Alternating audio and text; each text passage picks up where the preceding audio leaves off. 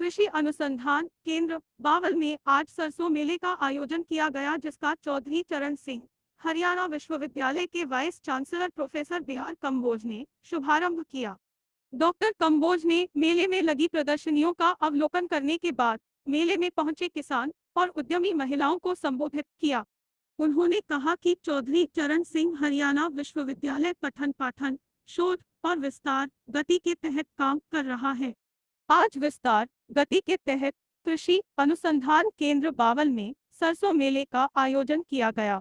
मेले के माध्यम से बेरोजगार नवयुवक युवतियों और किसान भाइयों की आमदनी बढ़ाने में सुधार पर बल दिया गया। देश की मातृशक्ति ने भी मेले में बढ़ चढ़कर भाग लिया। वाइस चांसलर कंबोज ने कहा कि तेल, अचार, मुरब्बा, वर्मी कंपोस्ट और खुम्बी की खेती में महिलाएं बढ़ चढ़कर अपना योगदान दे रही है।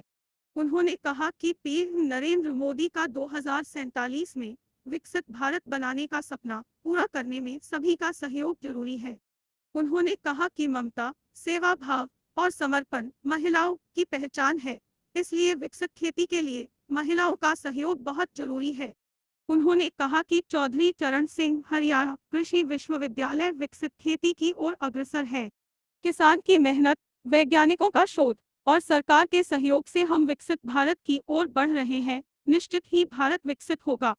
इस अवसर पर प्रगतिशील किसान और उद्यमी महिलाओं को सम्मानित किया गया।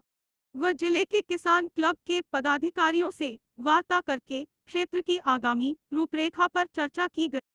चौधरी चरण सिंह हरियाणा कृषि विश्वविद्यालय 3 गतिविधियां करता है मुख्य रूप से। इसमें पठन पाठन है, शोध है और विस्तार गतिविधि। आज का जो कार्यक्रम सरसों मेला रखा गया था, ये हमारी एक विस्तार गतिविधि और चौधरी चरण सिंह हरियाणा कृषि विश्वविद्यालय हमेशा वो जो भी कार्य करता है वो किसानों की सेवा के लिए, मातृशक्ति की सेवा के लिए, हमारे नौजवान युवक और युवतियों के लिए करता है।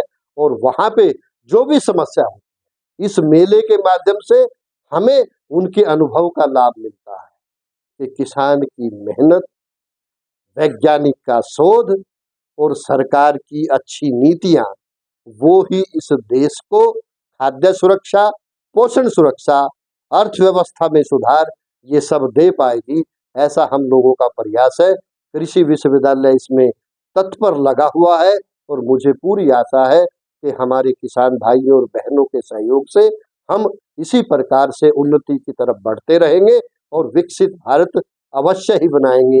माननीय प्रधानमंत्री जी के सपने को साकार